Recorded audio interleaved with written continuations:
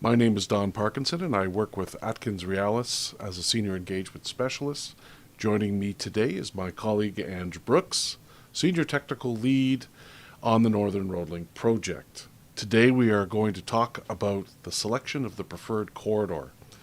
Welcome, Ange, and maybe you can start to walk us through this process with us, and I'll jump in with questions, comments, and here and there, and then hopefully out of all that, people will have a better idea of what we've gone through to identify this preferred corridor.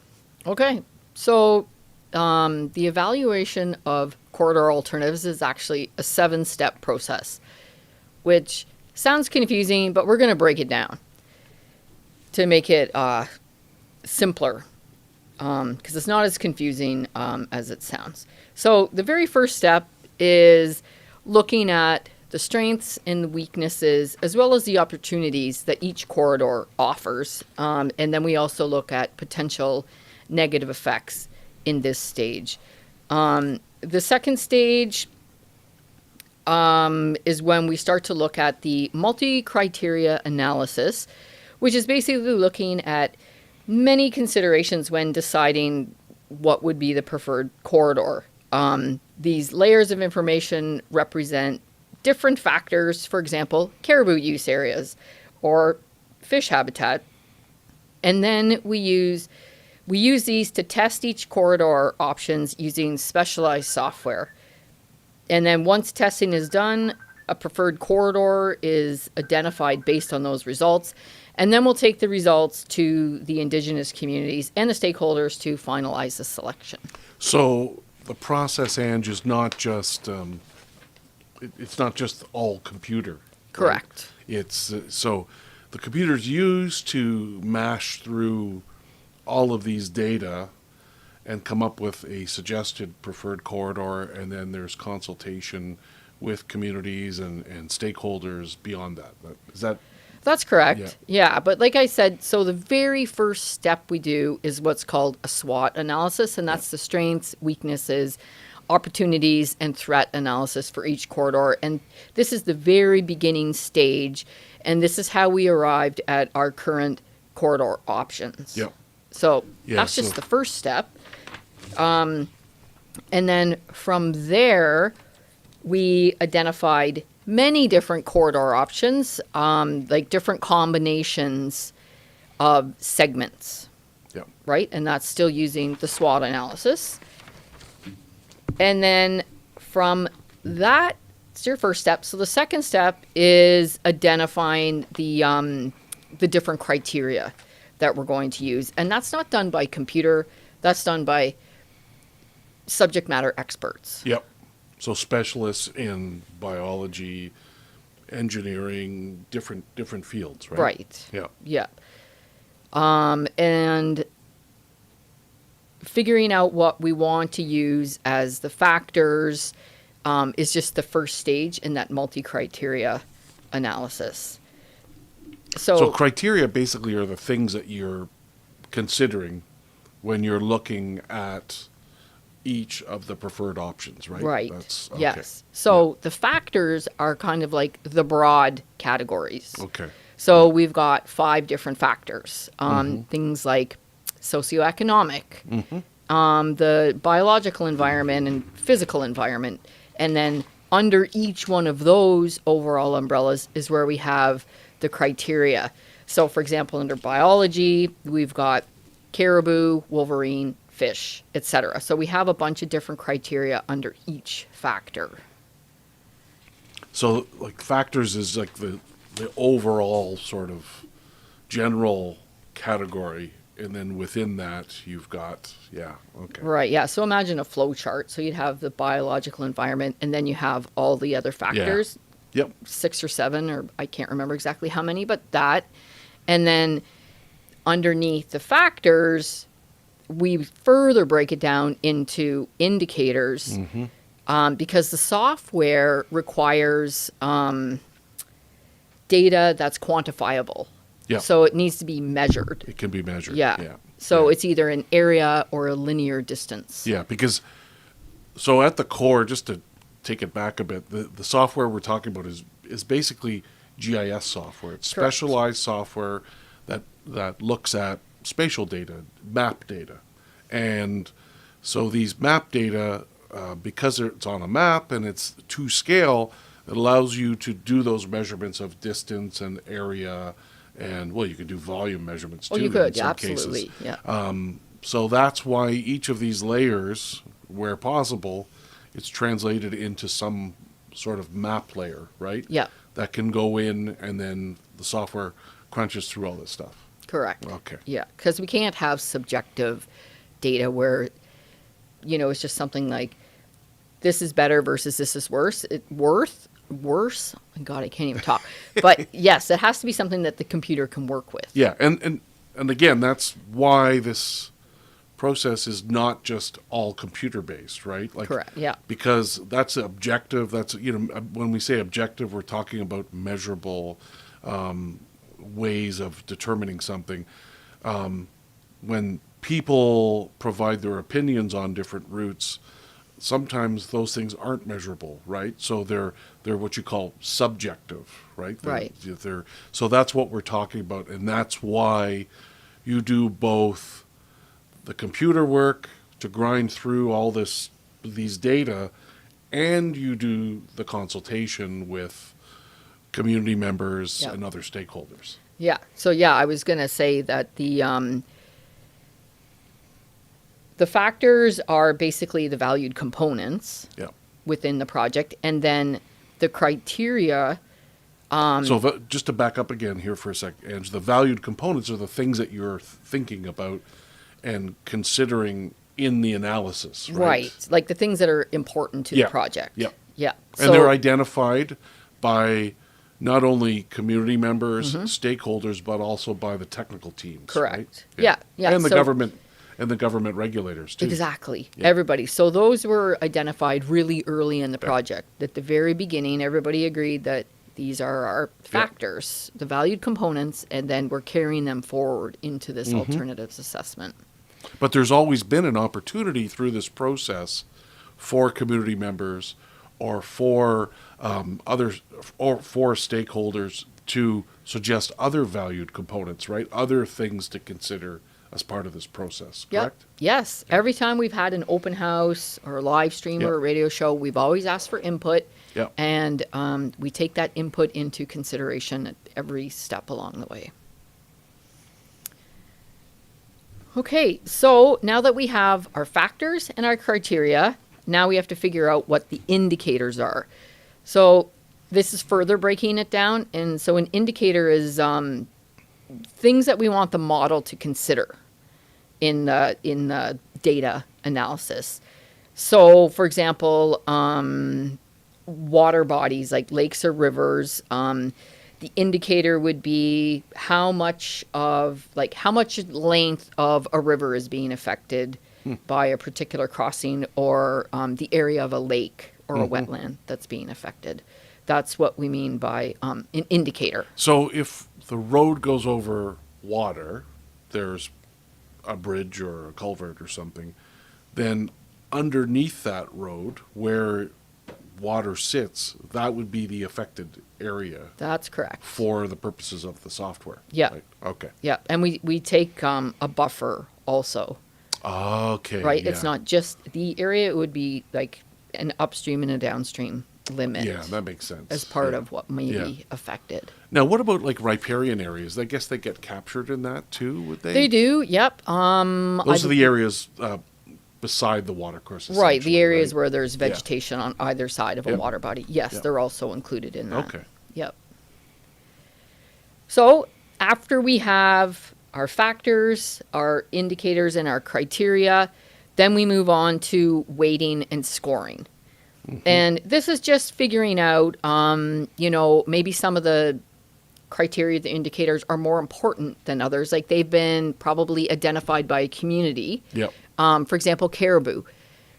We've heard multiple times that it's very important to a community, or moose. Yep. So we apply a weight to those criteria so that when the model is running, that is assigned more importance Yeah. Do you know what I Okay, mean? yeah, yeah. So just one quick question for you. So all of these map layers are created by, so for example, the caribou use areas, right? Whether it's nursery areas or other areas, all these are become GIS layers first, right? So there's a Right. process of getting them into GIS, and then you're talking about you do the weighting and scoring, and that's where you say this layer is more important than maybe this layer, right? Right. Okay, Yeah. gotcha. Yeah. Okay. And if we want to talk about caribou and the specific sensitive habitat areas Yep. and how we came up with those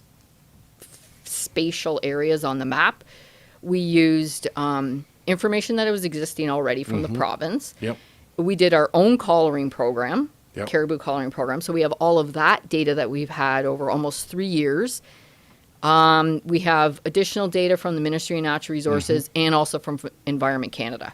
So all of that field work, plus existing data that other agencies, like you said, Environment Canada and MECP, Ministry of Environment, all that is combined together to form that sort of caribou use layer or, Yes. or whatever. Yes. Maybe it's multiple layers. It is. depends, It's right? multiple layers, and people oftentimes ask us, "What do you do with all this data you're collecting? Yeah.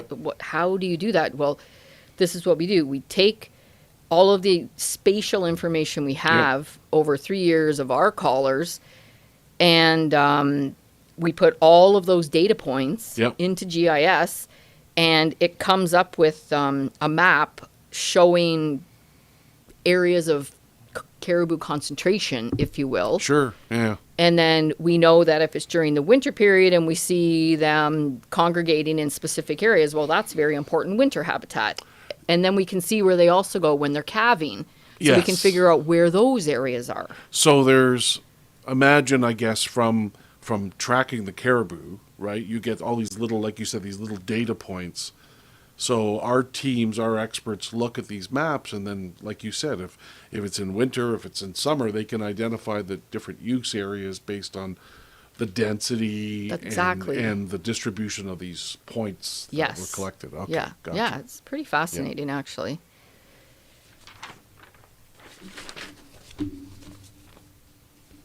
So now you're probably able to speak to this better than I am, but there is limitation to the model. And we always say it's only as good as the data that's Yeah. input into the model. So that's why we have data collected over multiple years Yeah. and multiple seasons, because there is variation in depending on which thing we're collecting information for, whether it's wolverine, caribou, fish, vegetation, that kind of thing. Especially dynamic things like this, right? Like sometimes the caribou use areas could change quite dramatically, I guess, from year to year. It's possible, Yeah. right? Weather plays a factor Exactly. in these things as well too, and yeah, definitely in terms of limitations. I mean, from a GIS point of view, from the software point of view, you get sometimes you have incomplete data sets, right? They were only focused on a particular study area, so there's gaps in the data. So like if you don't have a uniform layer that was derived in the same way across the whole study area, should you be including that in the model? And these are the kind of decisions that you have to think about, right? Yeah. When you go through this kind of work, It is, because yeah. to make the analysis fair, right? Yeah, and sometimes we have data that's just a little bit too complex, Yeah, yeah, and or it's incomplete data sets. yeah. So we have to take out sometimes that information, but that's stuff that the computer can't do. That's stuff that Yeah. people behind the scenes. Yeah, I working mean, on. it's a classic example of it. It's not just science; it's art at the same time, right? So there's a human element in terms of interpreting this. It's not all just machine driven. It's not just a machine driven process, Right. right? Which is Yeah. really important that Yeah. people understand, right? So the next two slides are just showing the factors and criteria weighting. The first slide is showing the socioeconomic factors and the indigenous land use. And you can see that a lot of this is weighted anywhere from 6.5%, 4%. And some of them weren't given much weighting at all because it wasn't necessarily, not that it's not important, but compared against other factors, it was more important. A lot of the biological environment was also not weighted heavily because it's just standard biological data.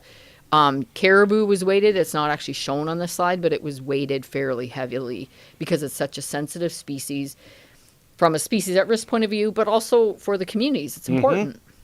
So we need to recognize this. Yeah, I think some of these layers, a perfect example of layers, they really depend on input, too, from community members. And that's why, we do spend a lot of time on projects like this, really trying to appeal to community members to provide information to us that we can map and include in this process, right? Because if we don't have it, we can't factor it in. That's right. So, and obviously we keep this information confidential, as required. And, but having those data in this process really allows us to identify a corridor that we're pretty confident is going to satisfy most people, really, I guess is the best way to put it, I suppose, right? Yeah. Some of these are harder, like socioeconomic environment. Some of these there's many other factors, many factors involved in that, and it's not just these ones on the list. And that's where what we call subjective part of this work occurs, right? Correct. After the computer software does its handiwork. Yeah, so the next slide shows the results. And what we've got is called a heat map. So the less preferred areas are less dark, and the most preferred are more dark. I'm not sure how well it's showing up, but this is the kind of information that the computer is generating for us. And it's all based on this scoring system and the weighting system, right? Yep. So what the computer does is it takes this map information and it puts it into layers, and those little pixels that make up the screen, it assigns a value to each of those little pixels based on the score and the weight. Right. And that's why you get this range of red to green. It's based on the scores, right? So all it does is take the area, divide it into these little pixels, assign a little value to each pixel, and then there's a color through the legend that's assigned to each pixel or to the values, and you get these heat maps. That's basically how it works. Yeah. Yeah. Yeah. It's a good way to describe it. So the next slide, the results, you can see where the red on option 1 is the least preferred, and then the green on option 2 is more preferred.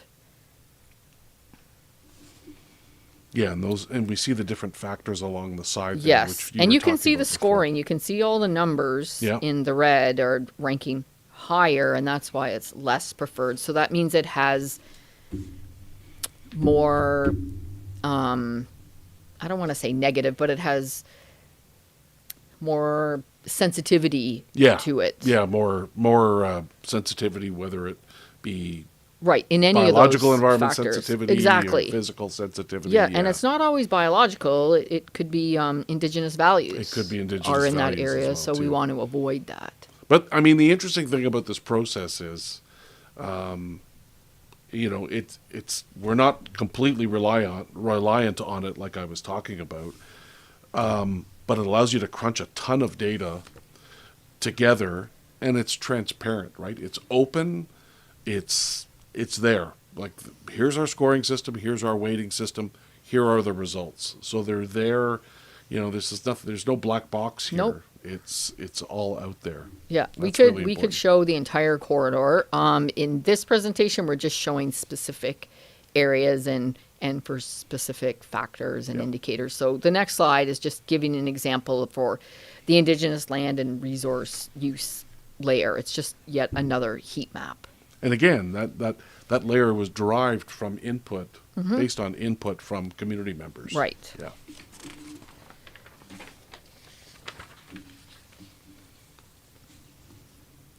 So we're just continuing on in the results of the model run. And the next slide just shows the scoring and ranking for each corridor option.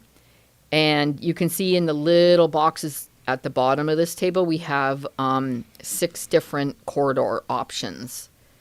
And we're only showing the area focused around the Attawapiskat River because the areas south of that and the areas north of that are common segments.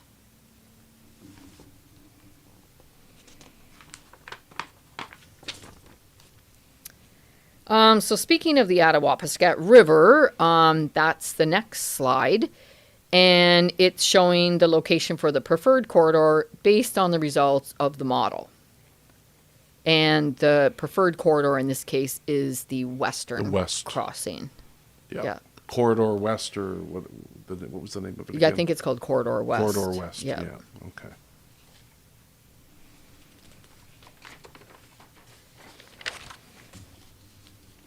And then the next slide shows the actual preferred corridor. As I said, the north and south segments are common except for the very little top blip at the north. So this just shows you the full preferred corridor. That's the result of the model output. So now we're bringing this into the public and into the communities so that we can have their input. Yep. So the process allowed us to compare these little segments and identify which one has the least impact based on all these different factors, and then from that you piece all those segments together and you get the preferred corridor. That's right. In the end. Yeah. Yeah. So this is still our 2-kilometer wide corridor. Yes. So this isn't the right of way of the road yet. Yeah, that's important. So Yeah. that'll be the next step. Once this is actually accepted as the preferred Yeah. corridor, then we move on to figuring out where the actual road alignment itself will go. And the reason why we have a 2-kilometer wide corridor is to give us some space within which to move the exact position of the road, because sometimes new information comes to light, right? Yeah. Someone might say, well, you didn't catch this in when I was identifying traditional land use areas, this wasn't included, can you factor this in? And okay, we can then maybe shift the position of the road a little bit, and so it gives us that room to sort of adjust the final position of that road. Exactly. And Yeah. for crossing watercourses, we want to make sure we're crossing it at a perpendicular and we're not going off on a Yeah. skew. And Yep. same thing, avoiding lakes. Yes. Or little wetland areas. It just gives us that freedom, I guess, if Yep. you will, to move. So what's next? Well, that's a good question. The next thing is putting this out into the public once we have the community's buy-in. We're looking for feedback, so we're hoping that, everybody, if they have an opinion, if they can let us know what it is, if this is actually their preferred corridor, and if not, why you prefer the other one. Yep. We could definitely do another model run. This is definitely not written in stone. Mm-hmm. And then from there, like I said, we'll be moving on and figuring out the actual location of the road. Within that preferred right of way. corridor. Yeah. Yeah. Yeah. Yeah. Yeah. So there's we're looking at probably an open house early next year, early in 2026, Yep. right? Yep. So Probably late January, early February. Okay. Early to mid-February at this point, we're yeah. thinking. Okay. Well, we'll look forward to that. Nothing like a good winter open house, right? I know. Yeah. Nothing beats that. Wow. Well, that's there's a lot there, isn't there? There is. It's quite a process to go through this. It takes a lot of time, especially that SWOT analysis at the beginning. It takes a lot of time to do that sort of, initial thinking, and then just running the model can take a lot of time too. So, It does. And I mean, for some people, maybe they think that nothing's happening on the project. Yeah. But there's a lot always going on behind the scenes, Yeah. and the team is really busy all the time making sure that we keep Yes. moving the project forward. So this is just another big step into the effects assessment. And you need the field work to be able to feed the analysis to identify the preferred corridor, right? That's right. So that takes time. It's multiple seasons, it's multiple years, it's many different disciplines, so many. I mean, sometimes we only talked about the biological side of things, but there's many, many other Yeah. factors and other disciplines that are involved in this kind of work. It's a